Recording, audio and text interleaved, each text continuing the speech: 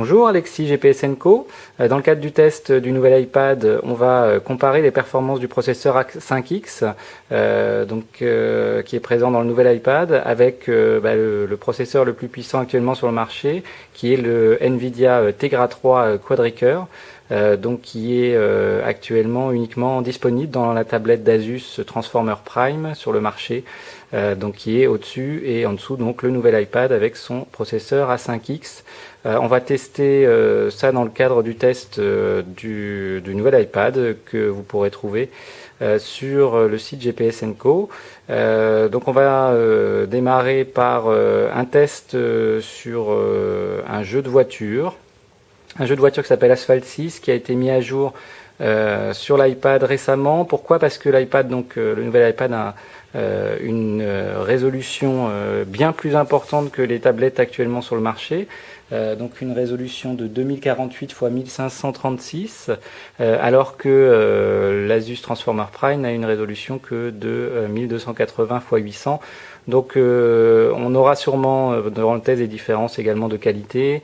On va pas trop s'attarder dessus. L'idée est de voir si les jeux tournent aussi rapidement sur une machine ou sur l'autre, mais effectivement il faut bien prendre en compte également la différence au niveau de l'écran et de la précision du pixel sur l'écran et du nombre de pixels par rapport à cet écran. Alors on va d'abord tester donc Asphalt 6. Je le lance sur les deux appareils, donc on voit là déjà, je ne sais pas si ça se voit bien, mais effectivement sur l'écran de l'iPad, on a une résolution qui est bien supérieure à l'écran de la tablette Transformer Prime. On va lancer une course, voilà, une course libre. Donc niveau réactivité pour l'instant, c'est assez rapide des deux côtés. Le chargement, léger avantage pour la Transformer Prime qui se lance un peu plus vite. Et donc on va lancer le jeu pour voir un peu ce que ça donne.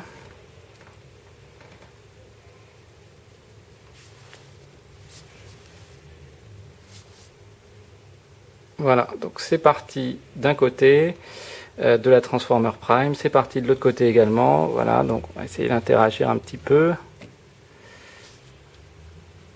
Donc pas de difficulté de fluidité d'un côté ou de l'autre. On a dans les deux cas quelque chose qui est assez fluide.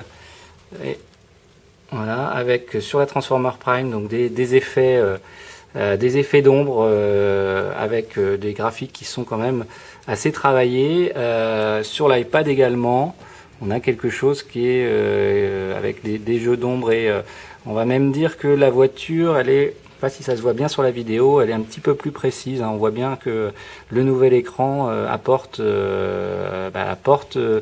une précision un peu plus importante dans les graphismes et les rend un petit peu plus jolis à regarder. Après, au niveau de la fluidité, je vous laisse regarder également, mais ça me semble à peu près équivalent. On n'a pas une puissance qui se dégage d'un côté ou de l'autre. Voilà, on va passer à un deuxième test. Jusqu'à présent, c'est à peu près équivalent, même si les graphiques sont un peu meilleurs côté de l'iPad. On va tester un jeu qui est intéressant, qui s'appelle RipTidGP. RipTidGP, c'est un jeu qui est optimisé pour les processeurs de Tegra 3 de NVIDIA, donc qui est plutôt optimisé pour la tablette d'Asus qui est au-dessus. Et vous allez voir pourquoi. On a des effets graphiques quand l'appareil touche l'eau qui sont supérieurs du côté de la tablette d'Asus, malgré la puissance du processeur. Donc l'optimisation est aussi importante que le processeur lui-même. Voilà, donc on va essayer de déplacer un petit peu pour vous montrer ça.